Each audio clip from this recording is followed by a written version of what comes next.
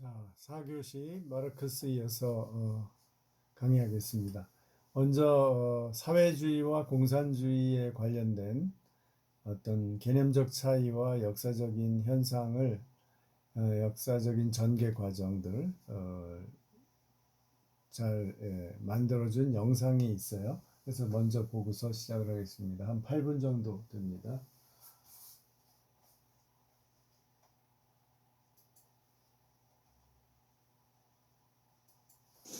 18세기 촉발된 산업혁명과 자유주의 혁명의 이중혁명은 서구 사회의 자본주의와 민주주의 체제에 기틀을 마련해 내었고, 이 같은 체제들은 왕권과 봉건적 국가 질서를 무너뜨리며 그 빈자리에 자본가와 노동자라는 새로운 세력들을 채워넣기 시작했습니다.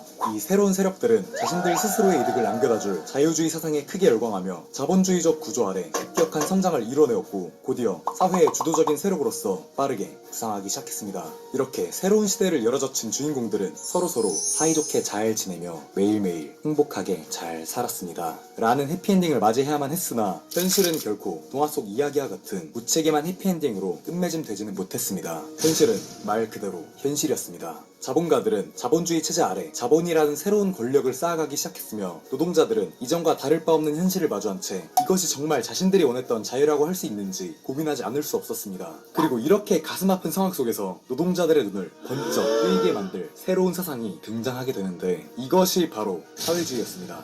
사회주의 사상이 본격적으로 등장하게 된 시점은 자본주의 체제가 주류를 이루고 있던 19세기 초 오웬, 생시몽, 푸리에 같은 꿈 많은 사상가들의 공상적 사회주의에서부터라고 할 수 있습니다. 이 같은 사상가들은 대체로 자본가들의 감성에 호소하거나 사회에 대한 정밀한 분석보다는 새로운 이상적 사회 구상을 우선시했습니다. 자본가 여러분, 여기 이 노동자는 하루에 15시간씩 일하면서도 빵 한 쪽 사먹지 못하고 있습니다. 이 얼마나 안쓰럽습니까? 넓은 아량으로 우리 같이 더 좋은 환경을 만들어 봅시다. 협동조합도 만들고 노동 환경도 개선해 봅시다. 이것이 바로 초기 사회주의의 핵심적 주장이었습니다. 이 같은 초창기 사회주의는 여러분들이 흔히 알고 있는 폭력적 사회주의 혁명과는 다소 거리가 먼 아주 평화적인 사상이었습니다. 이러한 사회주의를 제창한 사상가들은 실제로 직접 공동체도 건설해보고 노조도 만들어보면서 다양한 시도들을 해보았지만 결국 싸그리 말아먹고 역사의 뒤편으로 사라져야만 했습니다. 당시 19세기 초반은 아직 자본가와 노동자 간의 계급투쟁이 본격적으로 발달하지 않았던 시기였고, 이 초기 사회주의 사상 자체도 자본주의에 대한 제대로 된 통찰이나 로버트 우원을 제외하고는 정교한 이론과 정책이 없는 말 그대로 공상적 세계만을 꿈꿨기 때문에 공상적 사회주의라는 이름이 붙게 되었습니다. 이렇게 이들은 현실이라는 거대한 벽을 마주한 채 결국 무릎을 꿇고 말았습니다. 그러나 사실 이들이 현실에 무릎을 꿇었던 것은 바로 추진력을 얻기 위함이었습니다. 자본주의에 의해 개작살났던 사회주의는 19세기 중반으로 넘어가면서 다시금 여러 종류의 사회주의 사상으로서 화려하게 부활하기 시작했습니다.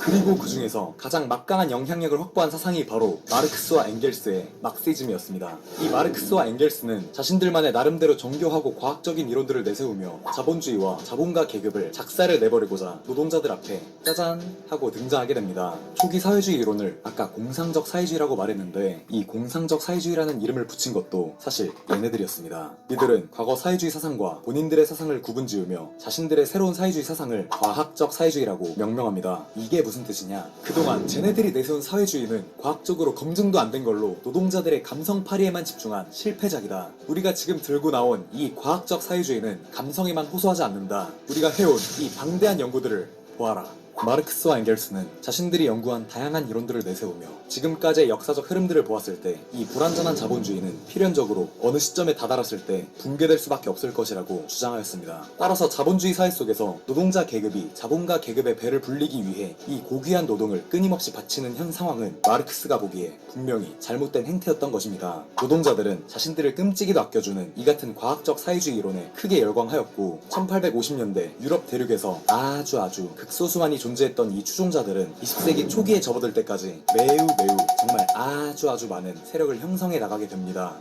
그런데 아까부터 사회주의만을 이야기하고 있는데, 그렇다면 공산주의는 무엇을 의미하는 말인 건가요? 자, 앞서 설명했듯이 사회주의계의 대스타로 등극한 마르크스와 엥겔스는 1848년 자신들의 저서 공산당 선언을 발표하면서 자신들 스스로를 사회주의자가 아닌 공산주의자라고 지칭했습니다. 그들은 자본주의가 절정에 달해 붕괴하게 되면 이후 공산주의로의 점진적 변혁이 이루어지게 된다고 하는데, 이 과정에서 프롤레타리아 혁명, 즉 노동자 계급의 혁명 혁명이 동반되어야 한다고 주장했습니다. 혁명에서 승리한 노동자들은 이후 생산력을 급속하게 발전시키기 위해서 자신들의 국가를 필요로 하며 혁명 이후 개박살난 자본가와 구지배 세력은 분명히 저항을 지속할 것입니다. 이 시기에 저항을 물리치기 위해 필요한 것이 바로 프롤레타리아 독재체제, 즉 노동자들에 의한 독재체제라고 합니다. 이 독재체제는 일당 독재가 아니라 노동자 계급 전체가 국가를 지배하는 체제이며 이 시기 동안 노동자들은 아직 곳곳에 남아있는 자본가 잔당들을 모조리 소탕해버리고 노동자들의 생산력과 도덕적 수준을 계속해서 끌어올리는 노력을 지속합니다. 이후 모든 자본가를 색출해내고 본인들의 생산력과 윤리의식도 상당히 올라가게 되면 최종적으로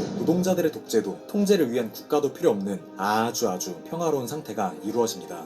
이것이 공산주의자들이 말해왔던 지, 상, 락, 원, 바로 공산주의 사회인 것입니다. 여기까지가 마르크스와 엥겔스의 주장입니다. 이 공산주의 사회에서는 이미 자본주의를 거치며 산업력이 흘러넘칠 만큼 충분해졌기 때문에 각자가 능력에 따라서 일하고 필요에 따라서 받는다는 원칙이 가능해집니다.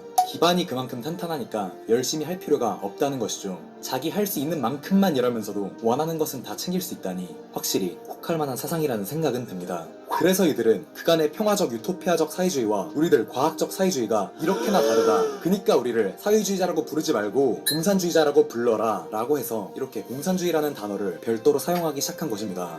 근데 제3자의 입장에서 보고 있는 우리들은 공산주의도 결국 사회주의의 한 부류였다는 것을 알 수 있습니다. 이 사회주의 안에는 공산주의 말고도 노동자 혁명을 부정하는 사회민주주의와 민주사회주의 등등 다양한 사상들이 수많은 분파로 갈라져 있습니다. 아하, 그렇구나. 공산주의는 결국 다양한 사회주의 중에서 많이 급진적인 애들이었던 것이었구나. 이제 이해가 됐네요. 그런데 잠깐, 단 공산주의자들은 사회주의와 공산주의를 일반적인 개념과는 다소 다른 개념으로서 이야기합니다. 마르크스주의를 계승한 레닌은 혁명 이후 노동자들이 자본가와 구지배 세력을 색출해내는 프롤레타리아 독재 시기를 사회주의 사회라고 명명했습니다. 그리고 사회주의라는 과도기를 넘어서 최종적으로 공산주의가 찾아온다고 정리하였는데, 즉 공산주의자들에게 있어서는 사회주의란 공산주의 이전 단계에 있는 체제를 의미하는 것입니다. 자, 마지막으로 다시 정리해보자면 일반적으로 볼 때는 사회주의라는 큰 틀 안에 공산주의가 포함되는 것이고, 공산주의자들이 볼 때는 공산주의의 이전 단계를 사회주의라고 볼 수 있는 것입니다. 이것이 바로 사회주의와 공산주의의 차이입니다. 생각보다 별거 없었죠? 그리고 이후에는 다들 아시다시피 이러한 공산주의도 이들의 장점을 모두 끌어다온 수정 자본주의가 등장하게 되면서 결국 폐업해버리고 말았습니다. 마르크스도 자본주의가 이렇게 유연하게 대처할 수 있다는 사실은 아마 예측하지 못했을 것입니다. 그러나 현재까지 어찌어찌 살아남은 자본주의도 사실 2008년 세계 금융위기 이후 아슬아슬한 줄타기를 하고 있다고 보아도 무방합니다. 지난 20세기 동안 자본주의는 공산주의와 파시즘 모두 박살내버리고 멋지게 살아남았지만 이들은 앞으로 얼마나 더 갈 수 있을까요?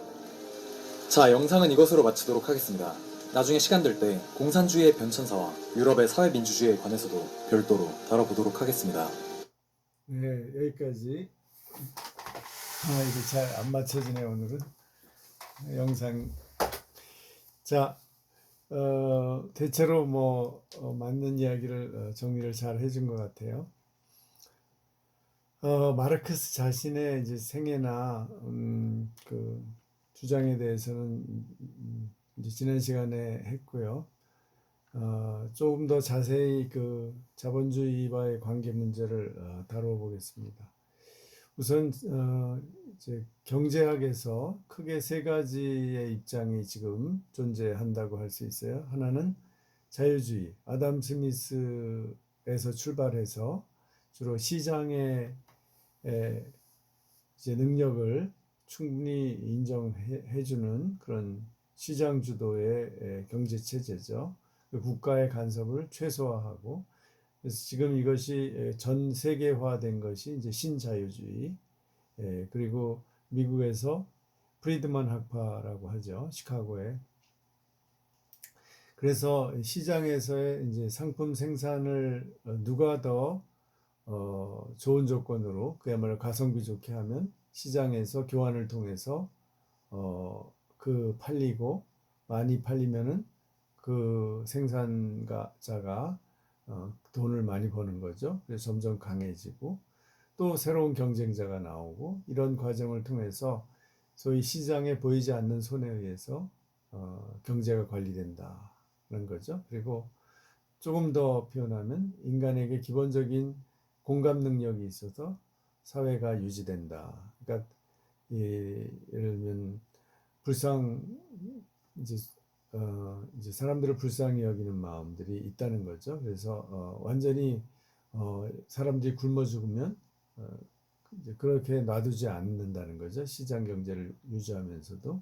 그게 이제 아담 스미스의 자유주의고요.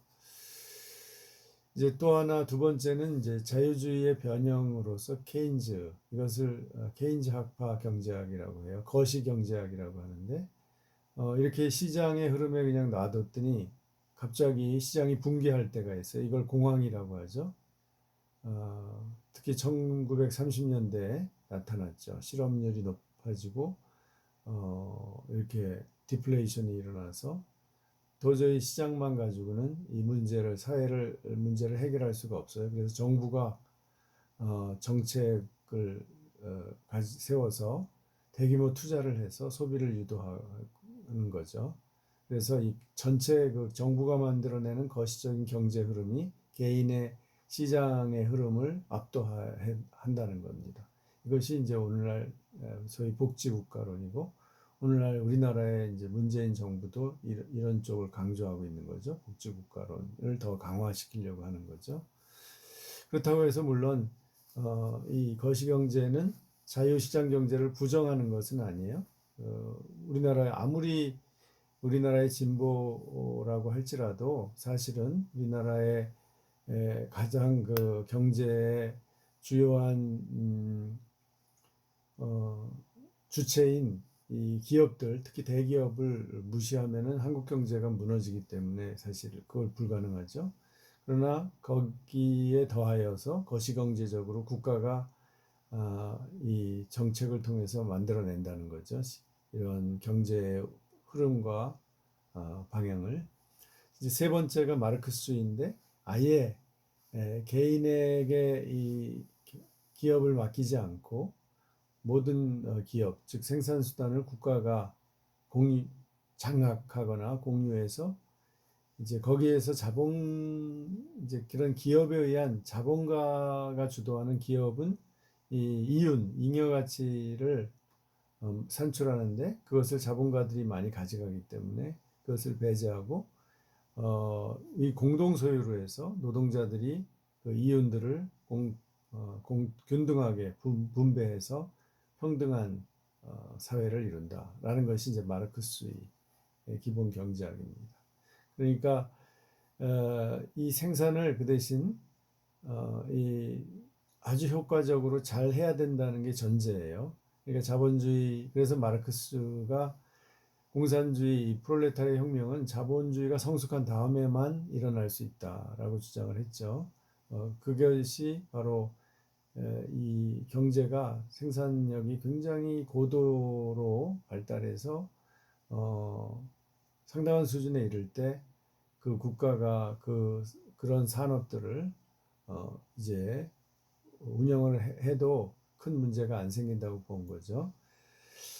자, 그래요. 이 세 가지 방향이 있는데 우리가 이제 선택의 문제죠. 경제 시스템을 어떻게 운영할 것인가. 그런데 실제로 세 번째 마르크스주의는 파탄이 났죠. 1980년대 말에 소련, 이 마르크스주의 경제를 운영한 종주국인 소련이 경제가 파탄이 나서 결국은 자기 수정을 하려고 하다가 결국은 분열이 되고 말았죠. 강제력이 없어지니까. 그러면서 동구권 국가들도 다 독립하고 중국도 이제 못 견디니까 자본주의 경제를 도입하고 북한이 그래서 그 1990년대 이 여파로 소련이 해체되면서 그 여파로 사실 그 소위 수백만의 아사자가 나온 소위 고난의 행군이라는 게 북한에 일어났던 거죠. 그 마르크스주의 경제가 붕괴된 결과로 나타난 거예요. 북한은 이렇게 자본주의로 변형도 못하고 또 이런 마르크스주의로 생산력이 고루 이렇게 잘 발달해서 스스로 잘 돌아가는 경제도 아니고 그런 점 마르크스의 한계가 나타난 거죠. 1980년대 말 90년대 초에. 지금은 이제 1930년대, 20, 30년대에 공황이 일어나서 케인즈학파의 거시경제학이 득세를 했어요. 그래서 이제 복지국가가 이루어졌죠. 국가가 강력하게 개입하는 경제와 그 결과로서 또 복지국가도 유럽에서부터 시작해서 미국이 불충분하지만 그래도 그걸 많이 받아들인 거죠. 그 다음에 이제 70년대부터 이 한계에 부닥치면서 경제 성장이 이제는 다시 아담 스미스의 자유주의 학파가 이제 다시 득세해서 신자유주의를 주장하고 그것이 먹혀 들어갔죠. 그러다가 또 요즘 다시 국가가 개입하는 이렇게 자유주의와 거시경제학은 이렇게 서로 순환하면서 상호 대립하면서도 변증법적으로 상호 보완을 해가는 추세를 보여주고 있습니다. 자, 오늘의 주제인 이제 마르크스주의가 추구하는 사회 그리고 경제 문제인데요. 사실 사회주의의 이 주장은 크게 보면 프랑스 혁명의 자유평등 박애를 더 실현하려고 하는 흐름의 연속성에서 볼 수 있습니다. 그래서 마르크스주의도 이런 근대의 모더니즘의 산물이죠.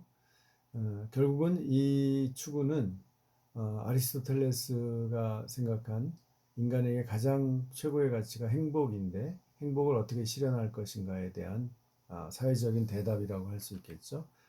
먼저 정통 마르크스주의를 보면은 이제 먼저 마르크스주의 경제학을 이해하려면 여러분 잉여가치론, 소위 서플러스 밸류라는 것을 이해해야 돼요. 이 마르크스는 이렇게 이제 그가 이제 그 당시에 아담 스미스나 리카르도의 경제학을 연구해서 이렇게 이제 정리를 했습니다. 상품이라는 것이 생산되기 위해서는 재료가 있어요. 재료와 생산 수단. 이것은 고정적인 거예요. 그 가치가. 그걸 이제 상품 생산에 투입되는 재료와 생산 수단, 뭐 기계 같은 거죠. 플러스 노동력, 사람의 노동력이 합쳐져서 상품이 만들어지는 거죠. 그리고 상품은 이 원래 노동력의 가치와 생산 수단의 가치보다 더 높게 팔아야만 유지가 되죠. 이윤을 내죠. 그래야만 계속 생산할 수 있죠. 계속 만약에 손해를 본다면 계속 생산할 수 없는 거죠. 그때 이제 이 재료나 생산 수단을 고정 가치라고 하고 그다음에 노동력은 얼마든지 변화시킬 수 있기 때문에 노동력은 그 가치를 높게도 책정할 수 있고 적게도 책정할 수 있기 때문에 가변 가치라고 해요. 변화할 수 있다고 해서. 그런데 이제 잉여 가치라는 건 뭐냐면 이 노동력을 증가시켜서 얻게 된 이윤, 자본을 잉여 가치라고 합니다. 그래서 이 잉여 가치가 문제가 되는 거예요. 노동력이 늘어나서 이 이윤이 높아졌다면 그 이윤을 누구한테 줘야 되냐? 노동력을 제공한 노동자들에게 배분해야 된다. 그것이 공정하다라고 보는 게 이제 마르크스의 기본 시각이에요. 그런데 자본주의에서는 자본을 낸 자본가나 경영자들의 능력이 굉장히 중요하다고 보기 때문에 그 이윤의 대부분을 그쪽에서 가져갑니다. 그런데 그것을 이제 마르크스는 불공정하다고 보는 거죠. 지금 소위 미국식의 자본주의에서는 굉장히 자본가나 경영자들이 고수익을 얻도록 되어 있죠. 특히 최고 경영자들이 뭐 보통 일반 그 직원들의 100배, 1000배 이렇게 받기도 하죠. 그들이 이제 그만큼 중요하다고 그 경영자들의 결정이나 그 어떤 노하우가 중요하다고 생각을 하는 거죠. 그러니까 이제 그런 이제 양극단적으로 지금 얘기를 하는 겁니다. 이 자유주의 경제의 사고 방식과 마르크스의 사고 방식은 이렇게 다르다는 거예요. 그래서 이 잉여 가치, 이윤이라는 것은 노동력의 결과이기 때문에 막스는 노동력을 굉장히 중시해요. 인류의 역사는 노동에 의해서 만들어진다고 주장할 정도니까 그게 이제 역사적인 유물론, 사적 유물론입니다. 인간이 노동을 통해서 이 기본적인 이 자연의 재료를 막 가공해서 노동을 통해서 문명을 만들고 또 의식주를 해결해 나가는 거죠. 역사를 만든다고 보는 거죠. 하여튼 그렇기 때문에 이 이윤을 누가 가져야 되느냐. 여기서 이제 갈라지는 거예요. 그래서 노동자가 가져야 된다는 겁니다. 그래서 이것을 이제 자본주의가 발전하는 과정을 잘 보니까 자본주의가 위기가 온다는 거예요. 특히 이 경기 사이클이 있고 특히 독과점에 의해서 공황이 발생한다는 거죠. 이게 어떤 전 세계의 모든 생산을 뭐 한 나라나 전 세계 생산을 한두 개 회사가 독점해 버리면 가격이 높아지면서 결국은 이 수요가 창출이 안 되고 결국은 공황이 발생한다 이렇게 설명을 했습니다. 뭐 지금 아주 거칠게 얘기해서 그때 혼란이 자본주의가 더 이상 운영하기 어려운 상황이 올 때 프롤레타리아들 즉 노동자들이 단결해서 우리가 이 국가의 경영을 맡겠다. 우리 기업의 경영도 맡겠다 해서 주도권을 장악하는 거예요. 이것이 평화적으로도 일어날 수 있고 만약에 자본가들이나 또는 국가 권력이 그것을 거부할 때는 이제 혁명, 폭력 혁명도 또 일어날 수 있다고 이 마르크스는 열어놨어요. 자연스럽게 평화적으로 주도권을 이양받을 수도 있죠. 왜냐하면 마르크스가 볼 때는 그야말로 자본가의 수는 뭐 몇 프로, 3%에서 5%도 안 되고 전부 95% 이상이 전부 노동자이기 때문에 당연히 다수결에 의해서 노동자가 권력을 가질 수 있다고 본 거죠. 자, 그래서 이게 이제 1차적인 프롤레타리아 혁명이 일어나고 합리적인 프롤레타리아가 주도해서 이렇게 합리적인 경제를 운영하다 보면 자본주의 국가가 더 이윤을 많이 가져가기 위해서 제국주의 경쟁을 했죠. 식민지도 쟁탈전이 벌어지고 전쟁도 하고 또 이 자본가들이 더 많은 이윤을 얻기 위해서 이런 이제 계급이 지금 우리나라에서도 보는 것처럼 계급이 점점 차이가 점점 벌어지는 거죠. 뭐 계층이라고 하든 계급이라고 하든 영어로는 클래스라고 똑같이 써요. 이제 이렇게 될 것을 막을 수 있다는 거죠. 그래서 사유재산의 소유가 없어지고 계급 간의 억압이 사라진다. 또는 국가 간의 억압이 사라진다 하면 결국은 국가가 필요 없는 단계가 오는 거죠. 그래서 국가가 소멸되고 이제 국가와 계급이 소멸되면 그것이 바로 공산주의 사회예요. 그래서 평화롭고 자유롭고 평등한 시민들의 사회가 회복된다. 이것이 마르크스의 역사관입니다. 경제적인 역사관. 이게 굉장히 낙관적이죠. 이렇게 과연 될 것인가. 그러나 하여튼 멀리 보면 마르크스는 이렇게 된다는 거고 지금 현재 역사를 볼 때 마르크스의 생각하고 조금 달라진 것은 자본주의가 위기가 계속해서 오는 건 맞습니다. 이 공황 같은 상태가 계속 와요. 그거는 생산하는 것보다 소비를 더 많이 한다든지 지금 뭐 독과점은 안 일어나요. 왜냐하면 막 쓰는 걸 예상 못했는데 유럽 그 다음에 미국 이 산업에 주도했는데 그 다음에 일본, 한국, 중국 이런 식으로 새로운 어떤 경제적인 그 생산력이 을 가진 나라가 다양하게 늘어나거든요. 그래서 계속 지금 독점이 안 되고 경쟁이 이루어지고 있어요. 국제적인 경쟁이 일어나고 있기 때문에 독과점에 의해서 지금 자본주의의 위기가 오지는 않은 것 같고 다만 미국 같은 나라들이 너무 생산보다 소비를 많이 해요.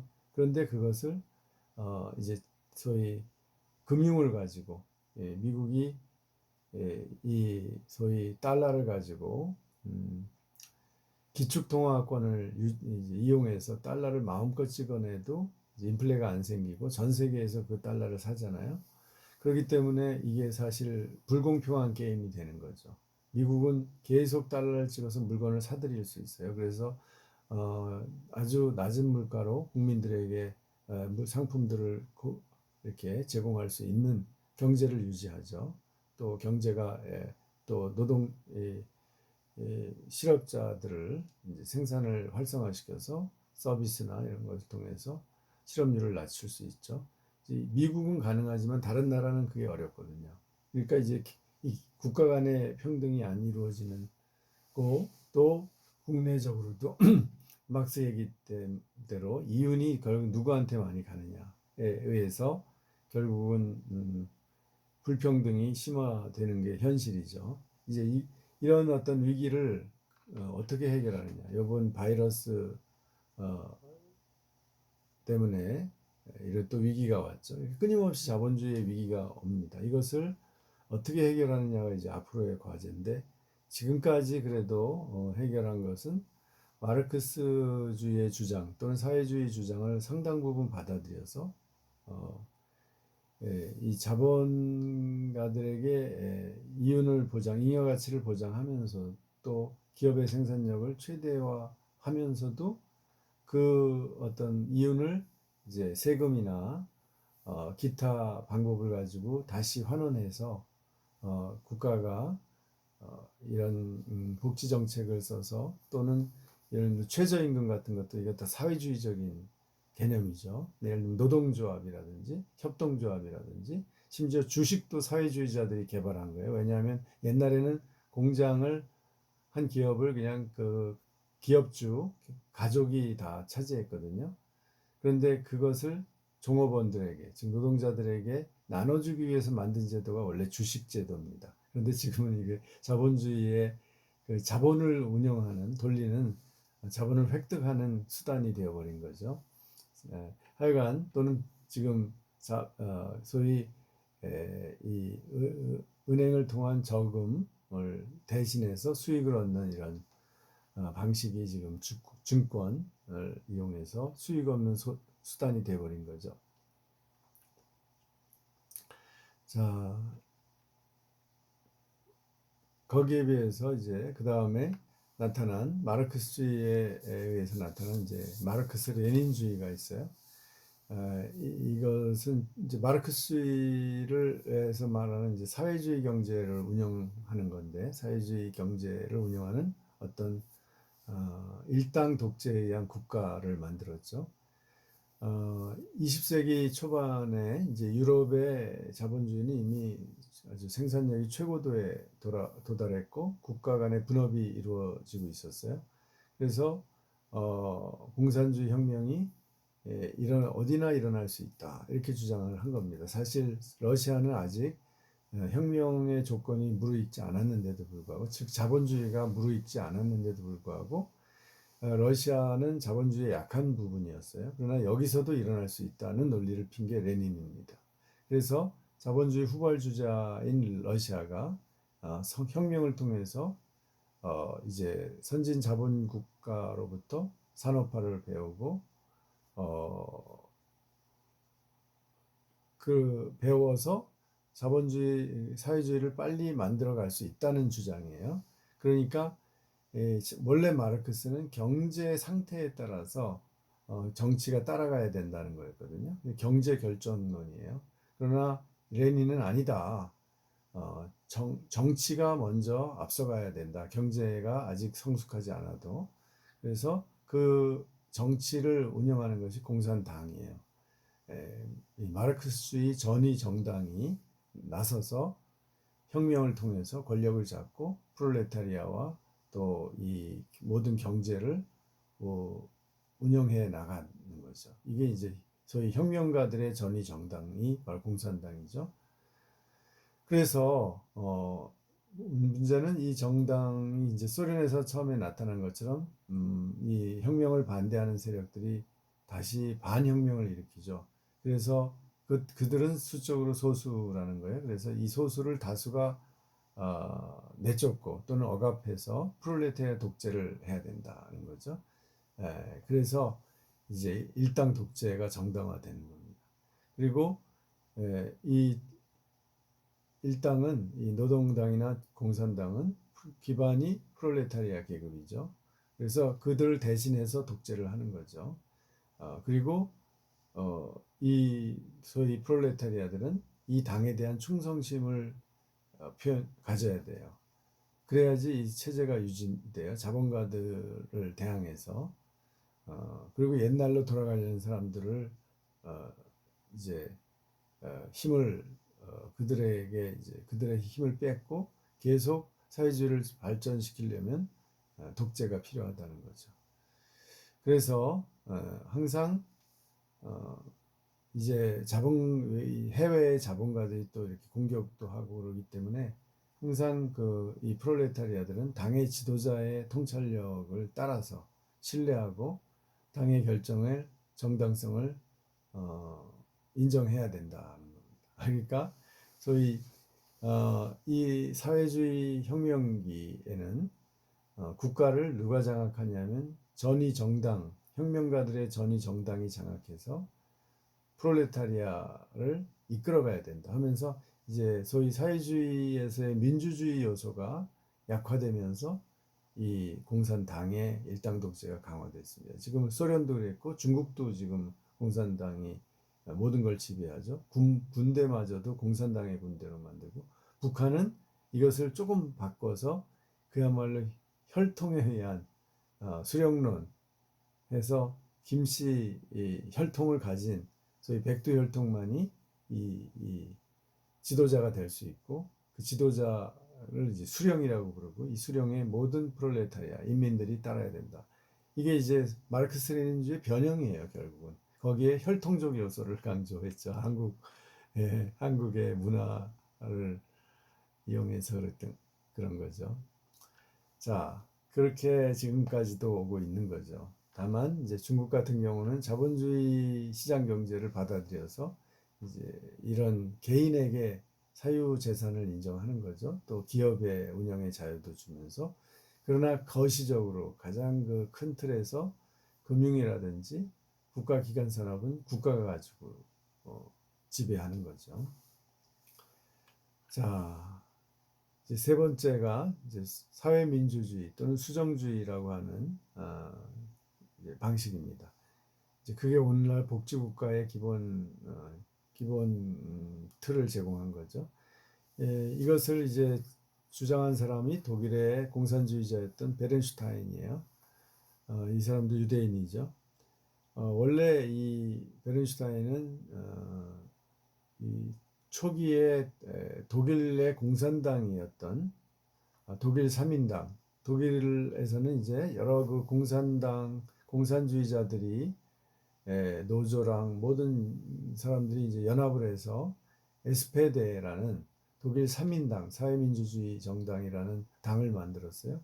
그리고 그 강령을 1891년에 에어프루트라는 도시에서 만들었어요. 이거는 상당히 우리가 지금 막스 엥겔스의 입장에 가까운 겁니다. 그런데 베른슈타인이 엥겔스가 죽은 후에 1896년부터 수정주의를 주장을 했어요. 그러면서 정통 마르크스주의를 비판해요. 특히 역사적 유물론과 계급투쟁론을 비판을 했어요. 그래서 자본주의가 점차로 이렇게 발전하면서 다양화되면서 사회 그 계급 구조도 다양해지고 또 자본주의 적응력이 커지기 때문에 자본주의가 필연적으로 붕괴하지는 않는다. 그렇기 때문에 자본주의를 유지하면서 사회주의 이념을 가지고 체제를 개혁해 나가야 된다라는 주장을 했고 결국은 이 주장을 따르는 사람이 점점 많아져서 1919년에 1차 대전이 끝난 후에 이제 독일의 제국 그 황제가 권력을 잃고 이 보수 세력이 약화되죠. 그래서 정권을 그때 3인당이 얻어요. 1920년대 이때 정권을 얻은 3인당의 주류 세력이 바로 이 수정주의를 채택합니다. 그래서 지금까지도 독일의 3인당 이 그때부터 지금까지 계속 역사적으로 이어지고 있는 거죠. 그래서 이 사람들은 계급투쟁의 필연성을 주장하지 않고요. 그리고 계급의 이제 완화를 주장해요. 그래서 이런 중간 계급과 가장 이제 하층인 프롤레타리아 계급이 이제 중간에 뿌띠부르주아라고 하는 중산층하고 프롤레타리아가 이렇게 서로 협력하면서 사회를 주도해 나갈 수 있다. 그렇다고 해서 이 자본가들을 다 부정하거나 내쫓거나 하는 게 아니죠. 다 뺐거나 재산을. 그래서 어떤 소위 계급 없는 사회를 또는 사유재산을 다 없애는 사회를 지향하지는 않는 거죠. 이것을 인정하면서 정부와 의회의 통제 아래서 복지국가를 운영을 하는 것을 목표로 해요. 그런데 구체적으로 말하면 국가가 기간 산업은 국유화하고 대부분의 이제 기업은 시장에 맡기는 이걸 같이 쓰는 거죠. 대부분 유럽이나 지금 중국도 이렇게 경제 운영은 이런 식으로 수정주의적으로 운영을 하는 거죠. 우리나라도 실제로 그렇습니다. 우리나라에도 국가가 세운 기업들이 많고 그것이 이제 점차적으로 아주 천천히 민영화되는 거죠. 예를 들면 우리나라에 이제 항공기 산업을 하는 카이 같은 회사도 있죠. 이것도 지금 거의 국가가 운영하고 있다시피 하는 겁니다. 그리고 예를 들면 포스코 같은 것도 사실 완전히 민영화된 기업이 아니에요. 국가가 상당히 많은 기업들을 가지고 있어요. 은행들도 그랬고요. 은행은 지금 많은 외국의 자본에 의해서 거의 60, 70% 정도는 외국 자본이 그 주인이 됐죠. 그 전까지는 거의 국가가 그 우리나라의 모든 민영은행들을 다 가지고 있었습니다.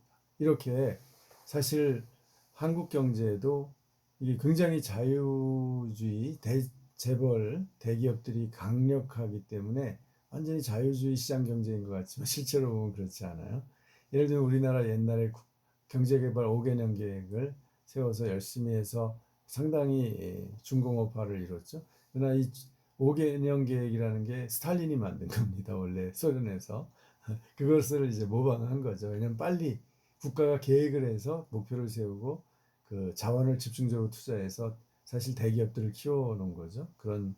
그러니까 이게 사실 사회주의의 기본 방식하고 자본주의를 섞은 거죠. 우리나라의 경제 방식이 개발 독재 경제 방식이. 자, 그래서 우리나라의 경제는 순수한 자유주의 경제라고는 할 수 없어요. 거의 수정주의에 지금 상당히 가까워졌죠. 그래서 이게 유럽의 이제 사회민주당의 기본 이념이 되었습니다. 영국에서도 노동당은 이런 이제 노동조합주의인 페이비안 협회를 통해서 이미 1884년부터 시작됐고 이제 점진적인 개혁을 영국 사람들은 좋아했어요. 그래서 결국은 비슷하게 이런 수정주의의 사회민주주의 형태의 정책을 영국 노동당이 실시를 했죠. 자, 이렇게 마르크스주의 이후에 정치 경제 흐름을 봤습니다. 결국은 남은 과제는 이거예요. 자본주의가 이 마르크스의 비판을 어떻게 지금 수용을 했지만 이제 이런 마르크스의 지적을 완전히 극복해내지는 못한 것 같아요. 어떻게 앞으로 극복할 수 있을까? 그래서 자유화롭고 평등하고 또 박애가 넘치는 평화로운 사회를 과연 한 국가 안에서뿐만 아니라 국제적으로 만들 수 있을까? 이게 사실 인류의 과제죠. 그리고 마르크스는 상당히 낙관적으로 생각을 했고 또 반면에 이 자본가나 경영자의 능력을 조금 과소평가했다고 볼 수 있어요. 결국은 그들의 문제 해결 능력이 자본주의의 능력이거든요. 국가와 또 자본가들의 능력 이것을 좀 과소평가했던 것 같아요. 또 이제 새로운 산업의 발전 이런 것들 끊임없는 발전 이런 것들도 막스가 정확히 예측하지는 못했고요. 그러나 분명히 자본주의는 막스가 지적한 것처럼 계속 끊임없는 위기 속에서 지금 가고 있는 게 분명히 사실입니다. 어떻게 나갈 것이냐. 이것이 이제 미래 자본주의 과제죠. 여기까지 하겠습니다. 과제물은 다음 주 제가 올려놓겠습니다. 감사합니다.